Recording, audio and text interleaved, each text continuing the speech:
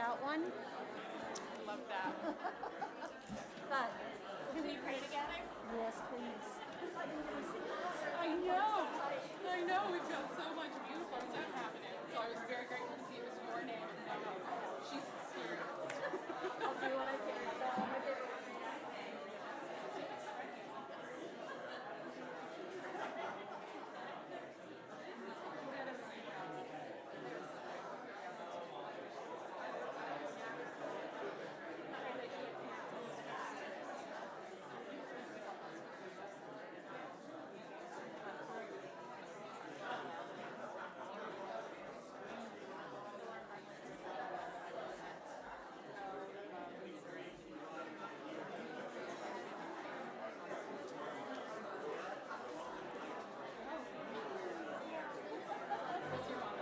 It was a belt.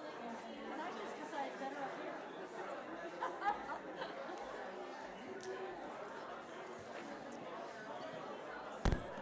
This is the day God has made. Let us rejoice and be glad in it. On good days and on hard days, it is so good to gather together and worship the one who made us. A special welcome to those of you who are first-time or returning visitors here among us. We are so glad that you are here with us today, and we hope that you will pick up a welcome gift as you depart from the sanctuary.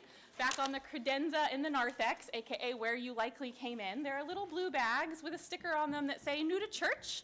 This gift is for you." And we hope that you'll take that with you. We also hope that you will fill out the little insert that is either in your bulletin or in your little blue bag to drop in the offering plate. That will help us get to know you, which we're eager to do, and help you get connected to goings on in the life of the church. Speaking of which, there are a number of announcements today, a few of which I'd like to draw your attention to. For those of you who have wonderfully shopped for hats, gloves, maybe socks, maybe an extra toy for the 455 kids at Sully Elementary School who are in need of warmth this season, you will notice, if you have at all glanced in the hallway over here, you cannot miss the many boxes that it will take to fill up with 455 sets. You are welcome to bring those back to Jingle and Mingle tonight too, so anyone who's worshiping remotely and planning to come in tonight, please just make sure you drop those in the bottom of the staircase so we can get those distributed. Many thanks to the youth and the Mission and Witness Committee for this incredible opportunity to share the love of God in such a tangible way. Our Q&A about co-location discernment, the third one, will be following worship today in the Magnolia Room. That's upstairs in the education wing. It says Magnolia on the outside of that meeting room. Our town hall, as a reminder, where we'll share all of the different questions and answers we have so far, will take place on January 5th after worship. Additionally, there is no coffee hour today because we hope you'll join us for fellowship time tonight during Jingle and Mingle. That'll be from 5 to 7 p.m. upstairs in the fellowship hall, where we'll have a night of singing, mingling, tasting appetizers, and some fun with optional activities too. I'd like to invite Caroline Murray forward, followed by Angela. Hello, everybody. Wow, this is really intimidating. I will be hosting a luncheon for any singles in the sanctuary, so if you're alone in your pew, this luncheon is for you. We will be having a pizza luncheon up in the parlor on the 22nd. For anybody that is worshiping solo or single in the sanctuary, you are welcome to join. Thank you. And that's for ages 21 to 121. If you fall in the 121 category, you get to pick the toppings. Angela. And there's childcare provided for that. Woohoo. Is this Angela?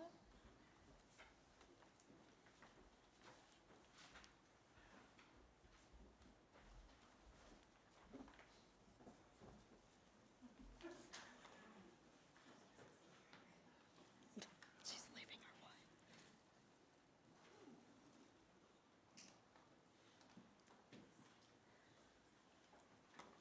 I'm so sorry. There is no room in the inn for you. Oh, but are you looking for room this Christmas Eve?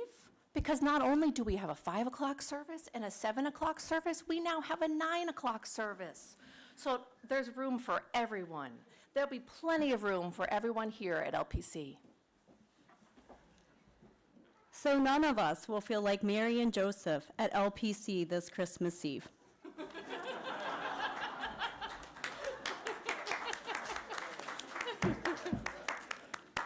William Marsh, would you please come forward?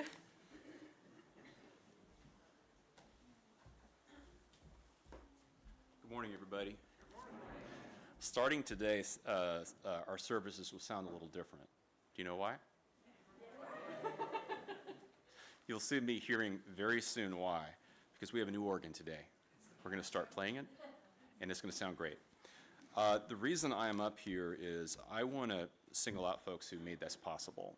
So there is a team of us church members who worked together through this year, not only diligently, but I think with a lot of joy. And I think that joy really came forward when I was listening to their updates in session. And so the folks I'm going to name today didn't just do their jobs and meet and collaborate well together. They just had a great time. So Paul Ritzma, I want to thank you for leading this effort.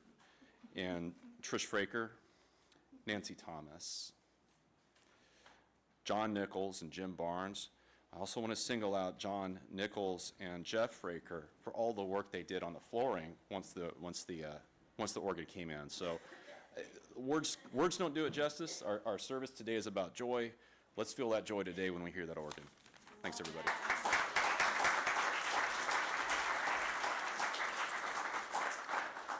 I'm looking forward to sharing more with you all during our sermon time today about how the joys along the way of this new organ coming to be here in this beloved sanctuary space have taken place. 3 generous angel donors made this purchase possible without a capital campaign, one of whom is no longer walking with us on this earth, but is here in spirit and mightily so. So I've asked Shirley Pearson if she would be willing to share with us a bit about her son, whose gift of love in designating this church as a beneficiary meant that almost 1/3 of this new organ was paid for through his legacy.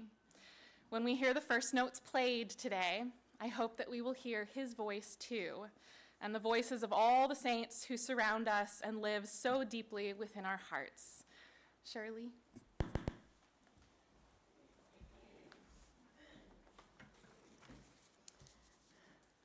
One year, 8 months ago, my family suffered a devastating loss.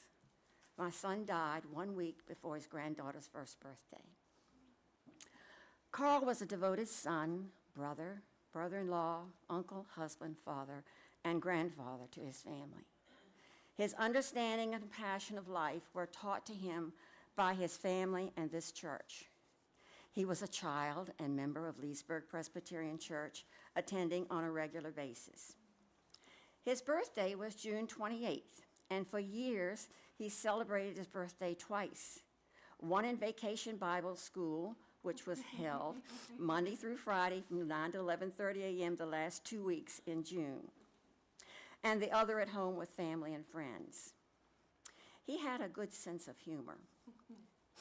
A favorite Mother's Day card sent to me reads, "Mom, you may think I've caused you a little stress over the years, but actually, I've helped you out a lot. If you knew about everything I did, you'd be in an institution right now." Carl inherited trust funds several years ago. One of the stipulations of the fund was that he had to pre-designate the fund to charities on his death.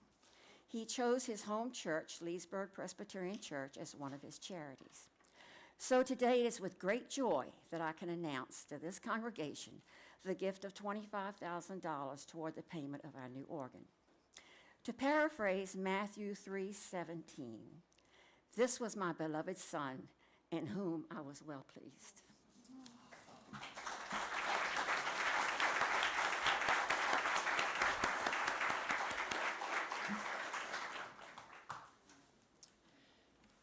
With tenderness, with tears, with hope, with wonder, and with joy, beloved of God, let us tune our hearts to the sound of the prelude as we watch the sanctuary fill with stars on this Joy Sunday of our starry Advent together.